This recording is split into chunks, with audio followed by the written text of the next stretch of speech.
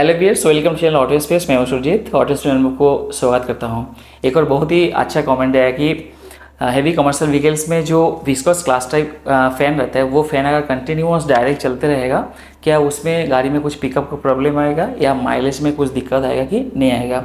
Normal जो sense से हम लोग गाड़ी का काम करते हैं, गाड़ी का काम सोचते हैं, उससे थोड़ा हटके है। तो इसके लिए आपको थोड़ा सा पेशेंस रखना ज़रूरी है इस वीडियो में। तो अगर सच में आपको ये जानकारी चाहिए और आप जानना चाहते हैं क्यों viscous class type fan use करते हैं गाड़ी में, पहले तो रिजिड टाइप फ़ैन आता था, क्यों करते हैं, तो इसका मैंने डिटेल्स बताऊंगा। चलिए वीडियो को शुरू करते हैं। तो शुरुआत में आपको बता दूं, हेवी कमर्शियल व्हीकल्स में नॉर्मल रिजिड टाइप फैन बहुत पहले यूज होता था। 10-15 साल पहले रिजिड टाइप फैन यूज होता था। रिजिड टाइप फैन मतलब क्या है कि जैसा आपने इंजन स्टार्ट कर दिया, बेल के द्वारा इंजन का जो कूलिंग फैन है वो कंटिन्यूअस घूमता है। जैसा भी इंजन शट डाउन करेंगे उसके बाद फैन ऑफ होता है, उसका बीच में फैन ऑन ऑफ होने का कोई संभावना नहीं था। But heavy modern commercial vehicles में क्या होता है, आपको viscous class type fan use होता है, मैग्नेट टाइप फैन यूज होता है, ताकि जब आपको इंजन का ज़रूरत पड़ेगा उस समय फ़ैन एक्टिवली घूमेगा। जब ज़रूरत नहीं है इंजन के साथ फ़ैन जो है वो फॉल्स घूमेगा, चाहे इंजन चालू रहे हाई स्पीड में या लो स्पीड में, वो डिपेंड करेगा। जिस समय आपको टेम्परेचर हाई हो रहा है उस समय घूमेगा। तो किस किस समय में फ़ैन ओपन होता है, क्यों हमको फ़ैन डायरेक्ट करना चाहिए, क्यों हमको फ़ैन इनडायरेक्ट करना चाहिए, कैसे करना चाहिए, इसको लेकर बहुत सारे वीडियो इस चैनल में है और मैं डिस्क्रिप्शन बॉक्स में लिंक भी दे दूंगा ताकि आपको इसके बारे में डिटेल्स पता चले।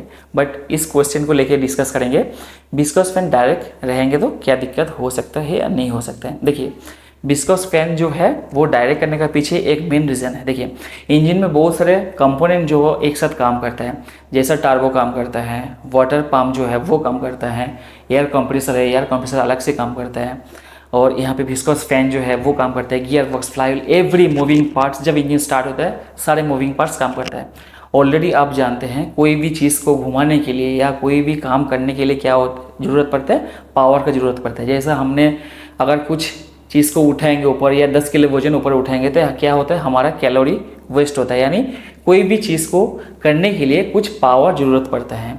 सिमिलरली इंजन में भी होता है। मान लीजिए एडिशनल कुछ अब घुमा रहा है, जैसा एयर कंप्रेसर को घुमा रहा है। एयर कंप्रेसर घुमा रहा है मतलब इंजन, उसका पिस्टन अप डाउन हो रहा है एयर कंप्रेसर का, उसका अप डाउन कराने के लिए इंजन का कुछ पावर लॉस हो रहा है। सिमिलरली वाटर पंप चल रहा है, उसके लिए भी कुछ पावर लॉस हो रहा है। आप कभी ऐसा मत सोचिए इंजन में 100% पावर प्रोड्यूस हो रहा है, इसका मतलब कि 100% पावर आपको रियल फील्ड तक पहुँच रहा है।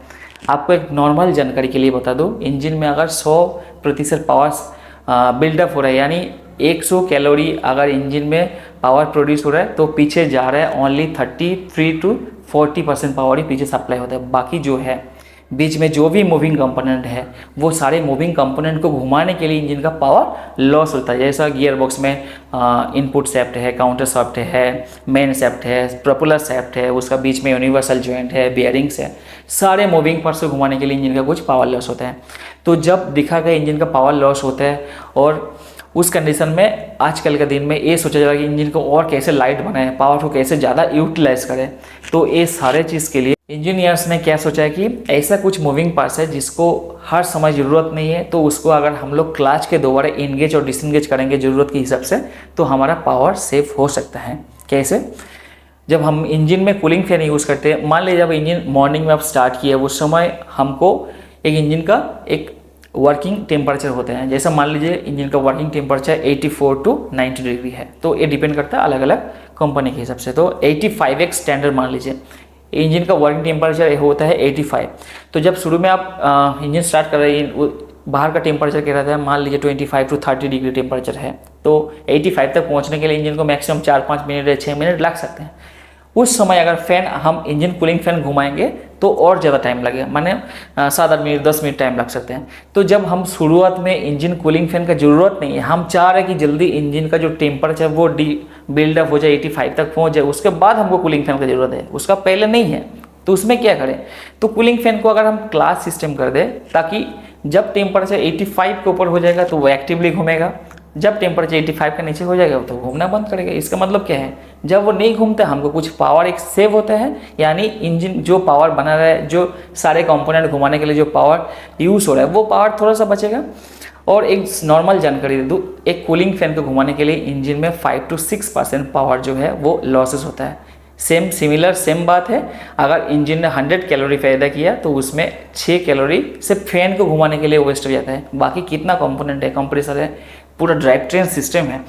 तो सोच लीजिए अगर हमने फ़ैन को क्लाच सिस्टम कर दिया, जब हमारा क्लाच डिसएंगेज रहेगा, फ़ैन घूमते हैं पर वो फॉल्स घूमते हैं। अगर चाहे तो फ़ैन को पकड़ के रखिए, इंजन स्टार्ट कीजिए, कोई प्रॉब्लम नहीं होगा। बट ऐसा मत कीजिए, मैं आपको जानकारी के लिए बता रहा हूँ। उस कंडीशन में क्या होता है, फ़ैन तो घूमता नहीं है एक्टिवली, तो क्या हो रहा है, इंजन का जो 6% पावर लॉस हो रहा था फ़ैन को घुमाने के लिए, वो पावर आपको पीछे एडिशनल मिलता है, प्लस 6% पावर मिलता है। जब आपको टेम्परेचर 8.5 के ऊपर चले जाता है, जिस समय इंजन को कूल डाउन करने की ज़रूरत पड़ता है, तो उस समय क्या होता है, फ़ैन क्लच इंगेज होता है, एक्टिवली घूमते हैं। एक्टिवली घूमने के बाद उस समय फ़ैन को घुमाने के लिए इंजन का पावर लॉस होता है। फिर जैसा टेम्परेचर कूल डाउन हो गया, यानी 85 के नीचे आ गया, फिर तुरंत फ़ैन डिसएंगेज हो जाता है। डिसएंगेज होने के बाद आपको क्या होता है, इंजन का जो एक्सेस पावर जा रहा था फ़ैन घुमाने के लिए, वो पावर सेव हो जाएगा। उसमें हमारा गाड़ी का माइलेज और अच्छा होगा। आपका क्वेश्चन ये था कि फ़ैन अगर कंटिन्यूअस घूमते रहेगा तो उसमें क्या दिक्कत हो सकता है। ऑलरेडी मैंने पूरा डिस्कस किया, फ़ैन कंटिन्यूअस घूमते रहेगा तो गाड़ी में कोई दिक्कत नहीं है। उसमें दिक्कत आपका माइलेज में थोड़ा सा आएगा, क्योंकि देखिए जैसा मैंने पूरा डिटेल्स डिस्कस किया, फ़ैन को घुमाने के लिए इंजन में अप्रॉक्स 6% पावर लॉस होता है। सो 6% पावर हम बचा लेंगे तो उसमें क्या हमारा माइलेज में इफेक्ट जरूर रहेगा। एक बात है।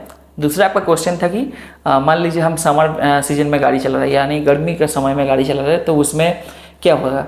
देखिए इंजन में जो भी सिस्टम दिया गया है, जो भी सेंसर्स वगैरह काम कर रहा है, सब अकॉर्डिंग पहले से सेट किया हुआ है। जैसा टेम्परेचर हाई होगा वो इंगेज होगा, उसके बाद कूल डाउन ऑटोमेटिक हो जाएगा। ऐसा कोई ज़रूरत नहीं है फ़ैन को डायरेक्ट करके हमको कंटिन्यूअस चलाना पड़ेगा। हाँ, पिकअप में थोड़ा बहुत तो डिस्टर्ब आएगा। सेम बात वही है कि 6% पावर जब आपको सेव होगा, जरूर आपको पिकअप में थोड़ा सा डिस्टर्ब आएगा।